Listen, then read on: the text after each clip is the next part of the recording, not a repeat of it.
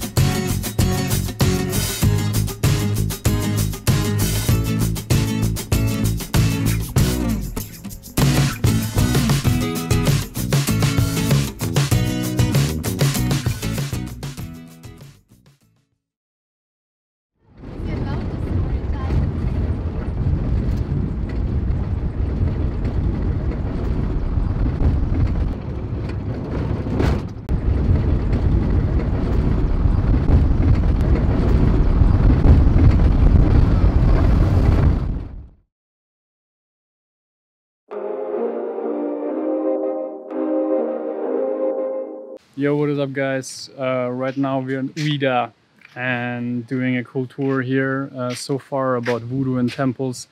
So people of Ouidah, their, I don't know, spiritual animal is the python, and they have a cool temple here.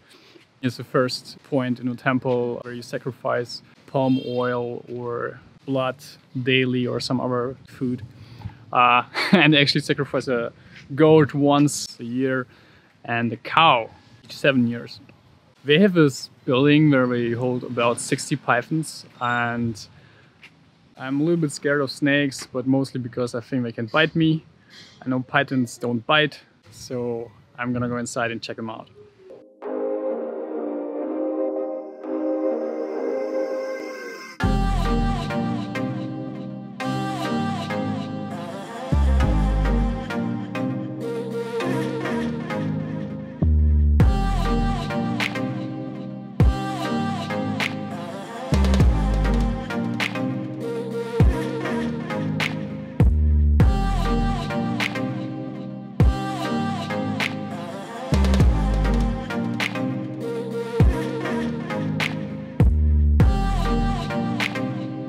So the crazy part is they don't feed the snakes, they just have water inside the tiny room they are held. and at night they are freed and can roam the city. And since we're kind of like the sacred animal of the town, you are not allowed to harm them, and you kind of have to let happen whatever happens. So if he eats your chicken, that's okay. If but mostly I guess they eat some mice and rats. Okay, you're not allowed to touch me anymore. Yeah.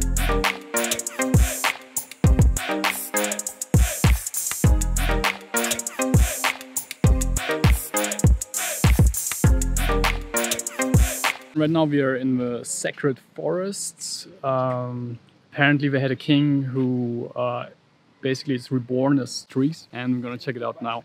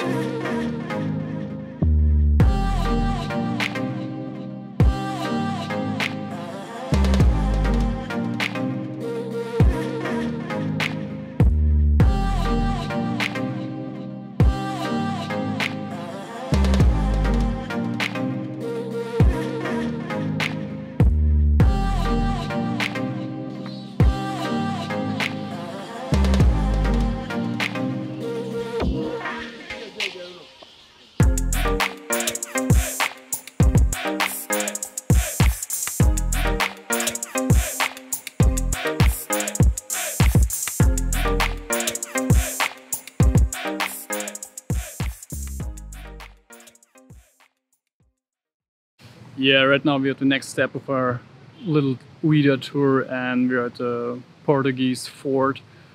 Basically how it worked with the slave trades is it was a market in the city, and after the Portuguese or the British or the French or the Dutch or the Danish would buy slaves, they would bring them to their forts and wait for ships to arrive to ship them to America. One thing which is quite different compared to the castles or forts in Cape Coast is, in Cape Coast they have dungeons where they kept around, I think, 900 slaves in 3 dungeons, very tiny dungeons. Here they have basically a slave guard.